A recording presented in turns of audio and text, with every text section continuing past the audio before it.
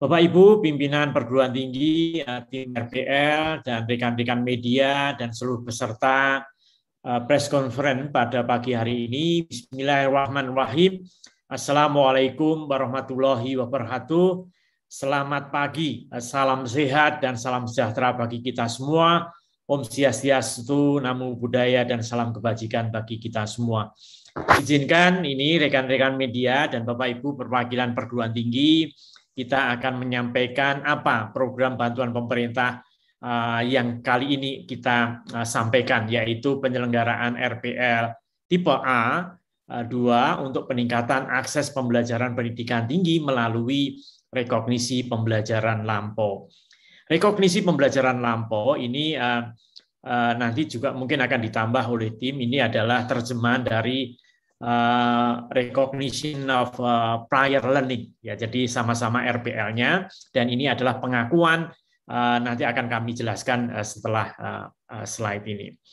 Nah, dasar hukum di dalam penyelenggaraan ini sangat jelas sekali bahwa program ini diadakan mengacu pada Undang-Undang Sisdiknas, Undang-Undang Guru Dosen, juga KKNI kita, ada di Perpres kita, termasuk PP nomor 4 tahun 2014 ini tentang penyelenggaraan pendidikan tinggi, pengelolaan, dan PP nomor 37 tentang dosen, dan juga yang terpenting, yang utama adalah di Peraturan Menteri di nomor 28 tahun 2016, dan juga Kepdirjennya, yang ini menjelaskan betul-betul apa itu RPL. Jadi nanti semua kegiatan kita mengacu pada dasar hukum ini. Jadi sudah ada landasan hukumnya.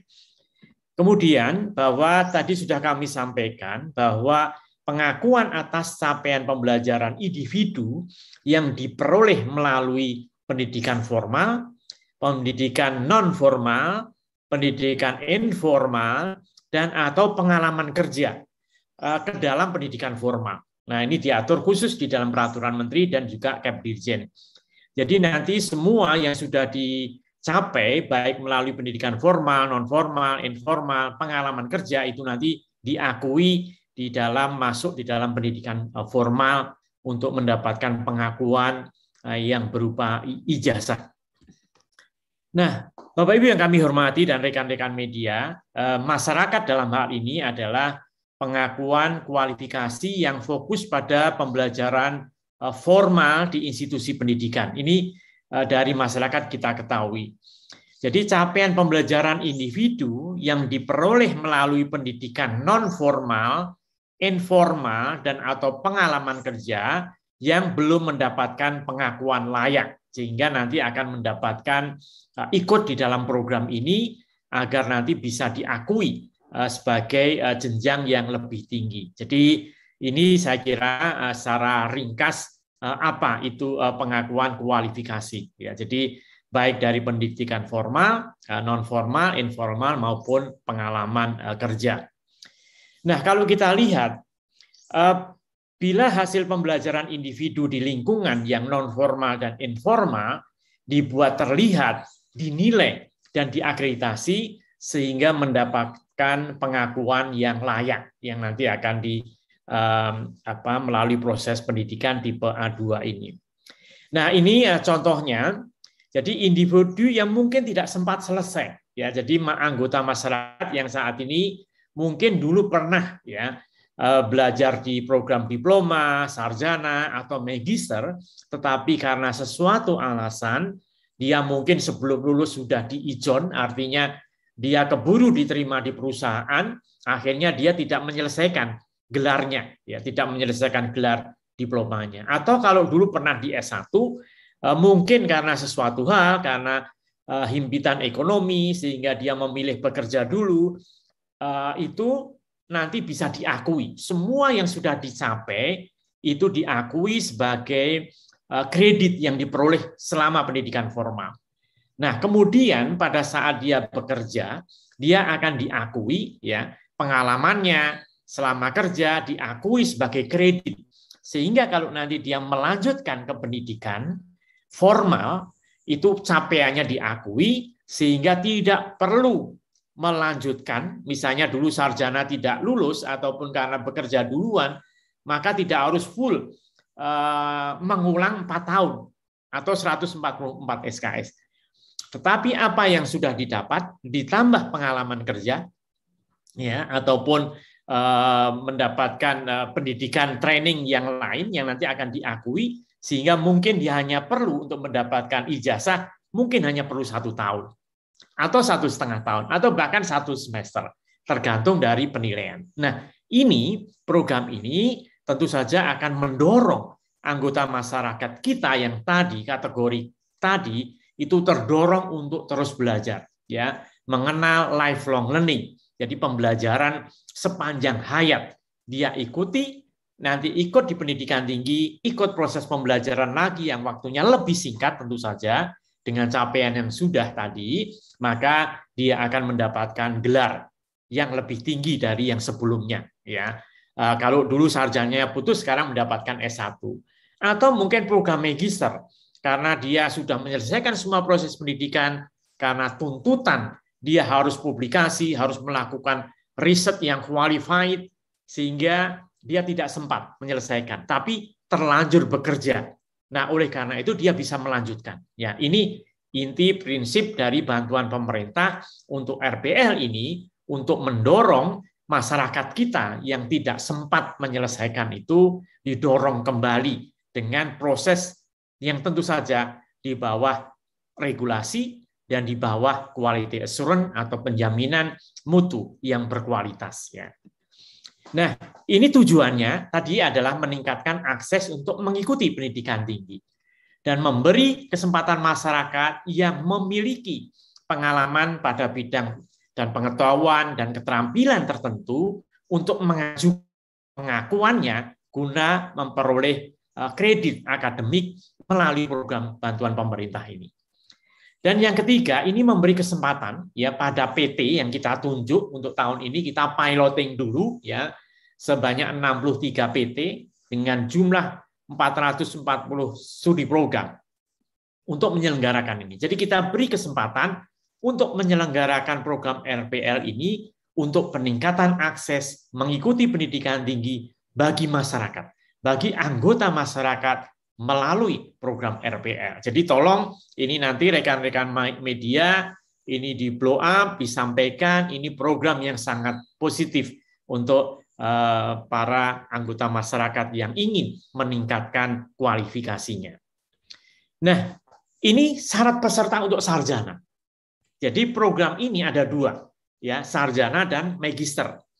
Nah, untuk sarjana ini adalah para lulusan SMA atau yang sederajat yang sudah punya pengalaman yang banyak, tentu saja mungkin punya sertifikasi keahlian, punya pengalaman kerja yang kuat dan berbagai persyaratan nanti yang akan kita berikan. Atau pernah kuliah atau lulus program diploma 1, 2 atau 3.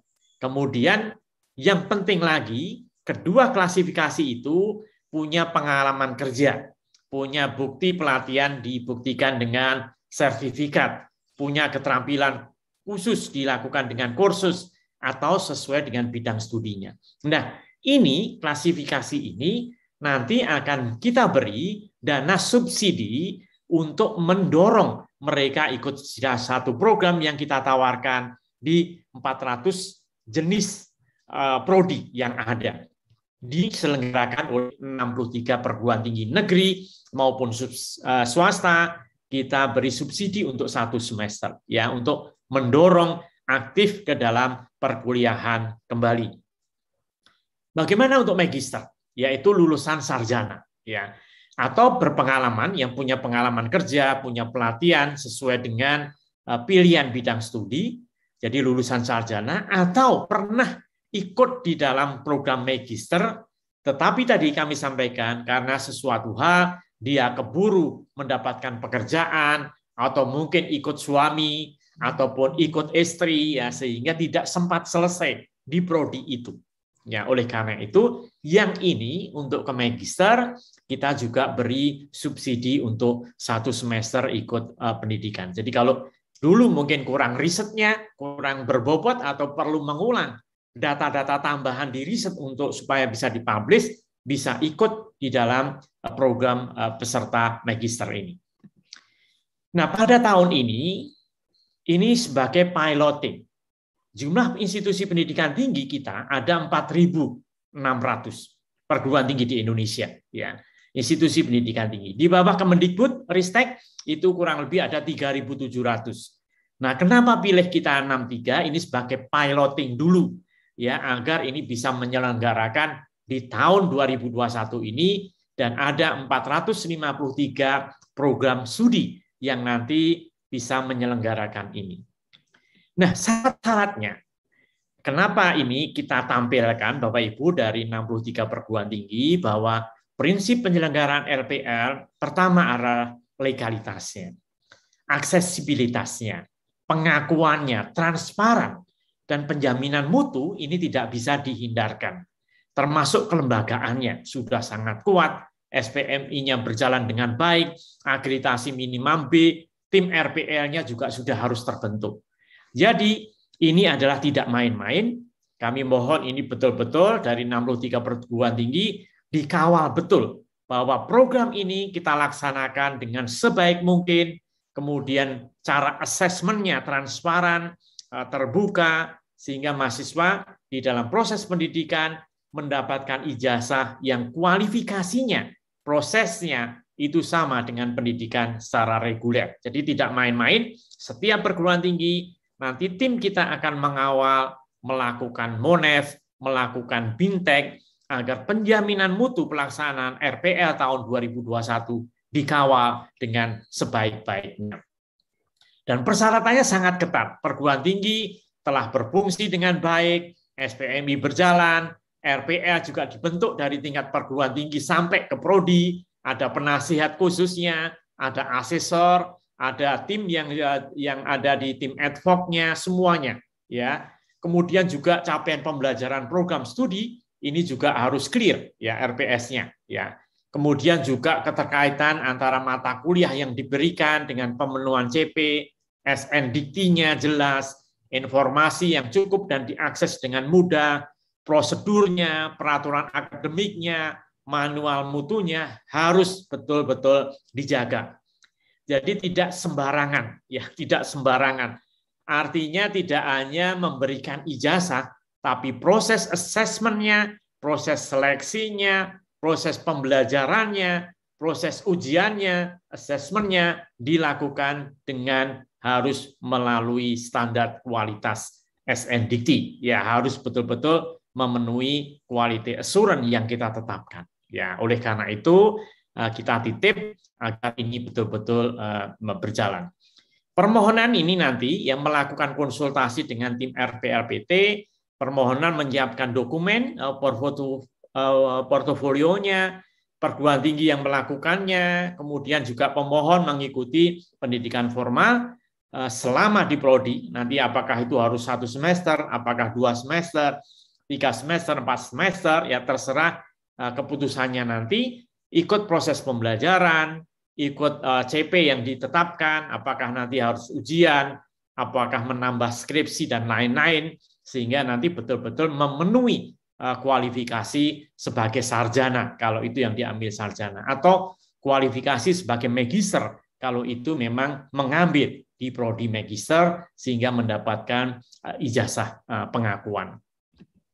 Nah, bagaimana cara pendaftarannya? Nanti mungkin tim bisa menyampaikan juga bahwa nanti mekanisme alur ini sudah kita buat platformnya, ya. Pendaftaran secara online dapat diakses, ya, melalui web kita, ada platform RPLA kemendikbud.go.id. Nanti tinggal membuat akun, kemudian mendaftar, kemudian semua diikuti melalui platform yang kita kembangkan. Jadi sangat praktis, sangat simpel, hanya saja kita perlu mensosialisasikan kepada masyarakat luas yang tadi menerapkan lifelong learning, pembelajaran sepanjang hayat, ini dibuka. Ya, dibuka, dan ini kita harapkan ada 6.000 nanti calon mahasiswa yang ikut program RPL. Mudah-mudahan program ini bisa sukses, dan nanti betul-betul diikuti oleh calon-calon yang dulu sangat qualified, tapi karena sesuatu hal dia tidak bisa menyelesaikan, ya, karena mungkin tadi di ditarik oleh industri dulu untuk bekerja, ya dan lain-lain. Jadi kita menampung mereka untuk mendapatkan kesempatan di tahun ini di program yang baru ini. Saya kira demikian yang bisa kami sampaikan. Mudah-mudahan ini rekan media bisa cukup jelas apa yang kami sampaikan. Selanjutnya kami serahkan kepada MC untuk memberi kesempatan kepada tim kita yang sudah mengawal selama ini untuk menambah apabila ada hal yang perlu disampaikan, kami persilahkan. Demikian, kurang lebihnya mohon maaf. Billahi taufik wal hidayah. Wassalamualaikum warahmatullahi